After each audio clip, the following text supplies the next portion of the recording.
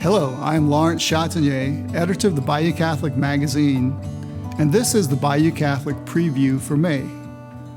Many of you are accustomed to seeing the Bayou Catholic in its magazine format.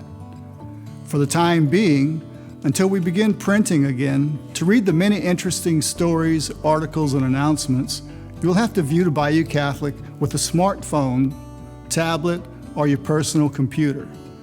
The information can be found on the Bayou Catholic's Facebook page or bayoucatholic.org. Click on May 2020 virtual issue. In his monthly column, Comfort for My People, Bishop Fobb explains that to become Easter people, all we have to do is more deeply embrace Jesus' call to faith, hope, and love. As we stand before the reality of the coronavirus challenges, perhaps we can find our faith, hope, and our ability to love challenged. In response to these temptations during this pandemic, let us together consider how we might strengthen within us the theological virtues of faith, hope, and love. The priesthood ordination will take place as scheduled on June 6th, following whatever regulations are in place for gatherings at that time. You can get to know more about the two young men, Reverend Mr. Rusty Bruce and Reverend Mr. Daniel Duplantis, who are being ordained, in our feature story about them. During this COVID-19 pandemic, our priests have stepped up with many resourceful ways to keep in touch with their parishioners, such as by live streaming masses, posting videos, offering drive-by confessions, adoration, and so much more. Read about how some of our priests have been coping with this new normal in the last couple of months.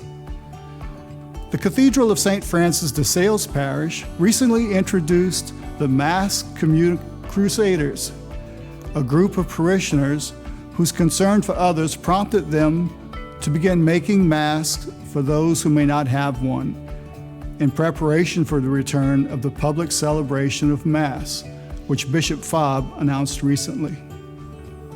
The COVID-19 pandemic has created some unique circumstances for people visiting residents in nursing and assisted living homes. Read about the struggles of some local families who have loved ones at St. Joseph Manor in Thibodaux and the Broadway Elder Living and Rehabilitation Center in Lockport.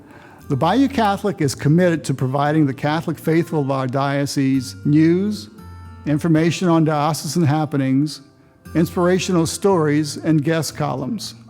I encourage everyone to visit our Facebook page and Bayou Catholic's webpage on the diocesan website as we continue to inform our readership during this difficult time which everyone is experiencing. It is our hope that through these forms of social media, we can have some fluidity as new developments arise. Thank you for your continued support as we navigate these uncharted waters together.